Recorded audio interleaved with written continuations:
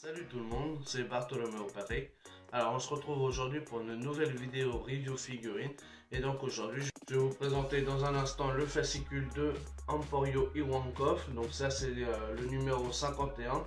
Donc c'est issu de la collection Hachette. Donc voilà. Donc ça c'est le petit fascicule.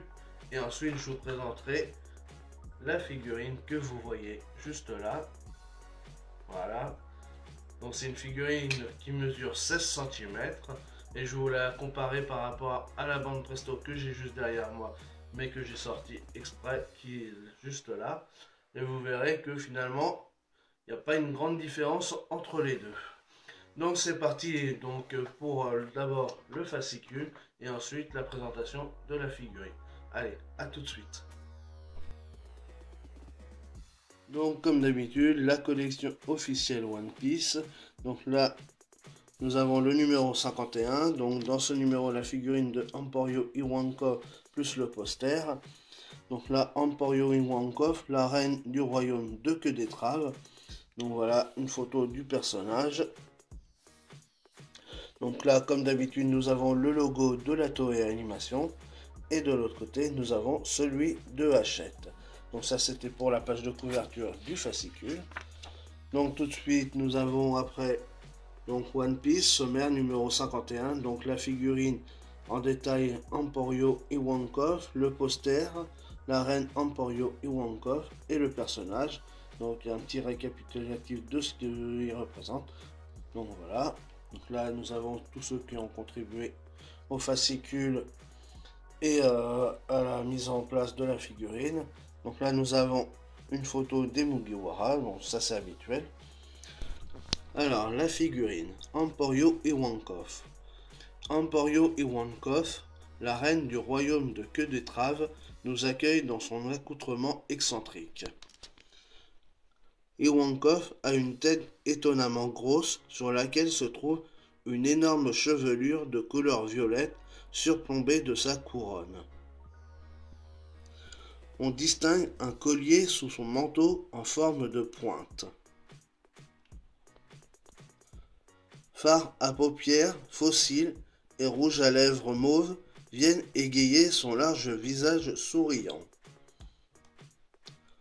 Son body rose ouvert de la poitrine au bas du ventre laisse apparaître un tatouage. Donc là évidemment sur la photo ils ont repris ce qu'il y avait sur le fascicule précédent et on voit que le tatouage il n'est pas représenté complètement, mais heureusement sur la figurine ce n'est pas le cas. Des gants et des bottes roses ainsi qu'une cape et des barésilles complètent sa tenue de reine de soirée. Donc là nous avons sa fiche d'identité, nom Emporio Iwankov, fonction lieutenant de l'armée révolutionnaire, donc elle est sous les ordres de Dragon, le père de Luffy, leader des newcomers, âge inconnu, organisation armée révolutionnaire, royaume de Queue d'Étrave. Donc là où Sanji atterrira pendant les 2 ans et où il s'entraînera. Et donc sur le Wanted, on voit que sa prime a été effacée, donc il manque une partie. Donc là nous avons le poster, donc franchement il est magnifique. On voit le personnage, donc là on voit des petites strass et paillettes derrière et tout, donc avec son nom Iwankov. Non franchement le poster il est assez simple mais il est pas mal. Alors le personnage. Emporio Iwankov. Voici venu Emporio Iwankov, reine des soirées folles du niveau 5.5 d'Impel Down, un paradis secret. Personnage au charme irrésistible, il est adulé et considéré comme une véritable déesse par ses comparses. Proche de Monkey D. Dragon et faisant partie de l'armée révolutionnaire, il a joué un rôle important à Impel Down en aidant Luffy à s'échapper de la fameuse prison. Emporio Iwankov est une légende et on lui voue un véritable culte. La reine du bal. Emprisonné à Impel Down, Emporio Iwankov disparaît de l'endroit où il était captif. C'est ainsi qu'il devient le leader du niveau secret 5.5. Portant une tenue extravagante, Emporio peut sembler totalement excentrique. Pourtant, ses pouvoirs ne sont pas à prendre à la légère. Même s'il n'est pas dénué d'un certain sens de l'humour, sa force physique et sa faculté à manipuler les hormones font de lui un adversaire redoutable. Il n'accorde son amitié et son respect qu'aux personnes sachant montrer leur volonté à aller de l'avant. Lorsqu'il fait la rencontre de Monkey D. Luffy, il est loin de s'imaginer que le capitaine de l'équipage au chapeau de paille est le fils de son camarade Monkey D. Dragon, leader de l'armée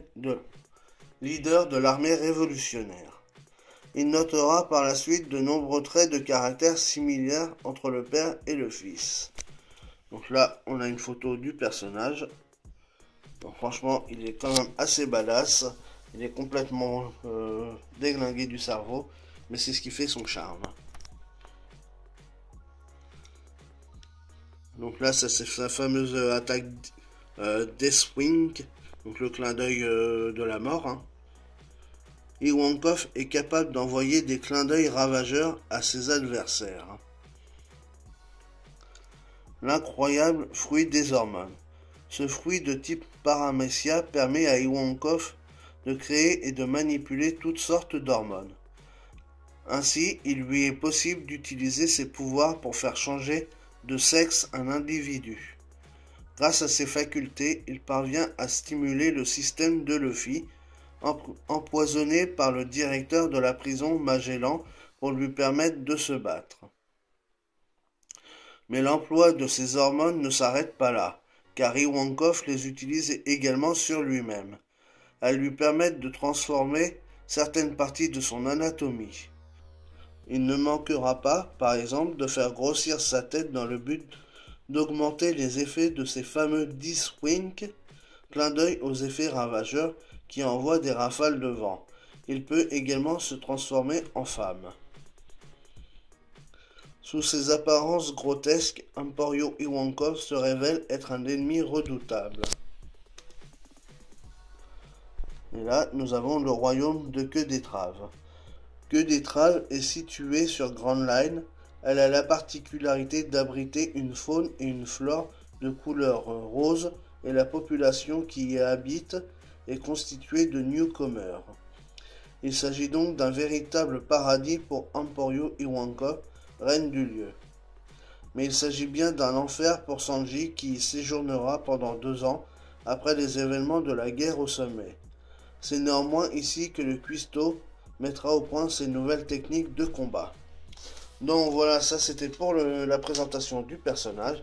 Et donc dans le prochain numéro, nous aurons Roronoa Zoro dans sa version enfant. Donc ça sera le numéro 52.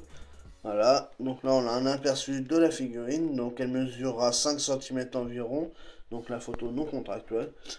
Alors bon, la tête est pas trop mal. Mais par contre au niveau des petits katanas là, enfin des petits bambous, et au niveau de sa main c'est un peu dégueulasse.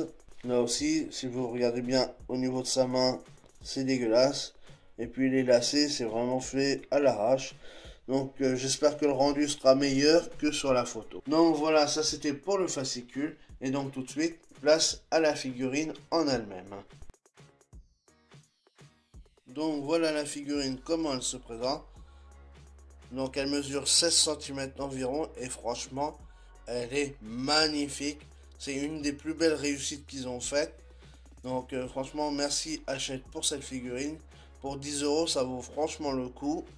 Il n'y a pas à dire, ils ont bien réussi. Voilà, la grosse coupe de cheveux ébouriffée qu'il a. Voilà, regardez au niveau des yeux. Les cils, ils sont vachement bien faits. Le nez, il est super bien réalisé. La bouche, il y a une profondeur en plus dans la bouche. Donc ça, franchement, c'est bien réussi. Regardez-moi ce rouge à lèvres et tout. La tête et tout, franchement, le collier, il est magnifique. Bon, il n'est pas transparent, il bouge pas ni rien, mais franchement, c'est bien fait quand même. Voilà, le tatouage, il est bien réalisé. Son body, il est bien fait aussi, donc il n'y a rien à dire, il y a bien des muscles. Bon, il manque un petit peu d'ombrage peut-être, mais vraiment pour chipoter. Voilà, les barésies, ils sont magnifiques aussi. Les bottes, elles sont bien faites aussi. Franchement, à part, voilà, moi, le seul petit truc vraiment qui est un peu gênant, c'est là, c'est derrière. C'est qu'ils ont fait des traits pour la cape, mais là, il y a deux endroits où il n'y a rien fait, donc je comprends pas. J'ai pas compris pourquoi ils ont pas fait les traits aussi pour montrer tout sur la cam, donc c'est un peu dommage. Donc on voit que ça a été travaillé quand même derrière aussi, hein. Voilà. Donc franchement, non, c'est une très très belle figurine. Elle a été bien réalisée par Hachette, donc là il n'y a rien à dire. C'est vraiment, après c'est juste vraiment pour chipoter. Et en plus au niveau de la taille, je vous dis, je vais vous montrer par rapport à la bande Presto. Euh, voilà, au niveau de la taille, on voit bien que finalement, elles sont quasiment de la même taille. Donc la bande Presto est un petit peu plus grande, hein, je crois qu'elle faisait 18 cm. Donc là, celle de Hachette fait 16 cm. Donc franchement, au niveau de la taille, c'est à peu près similaire. Donc ça, c'est pas mal du tout. Donc bon, après, voilà, sur la bande Presto, on voit qu'il y a quand même un peu plus d'éclat au niveau des cheveux.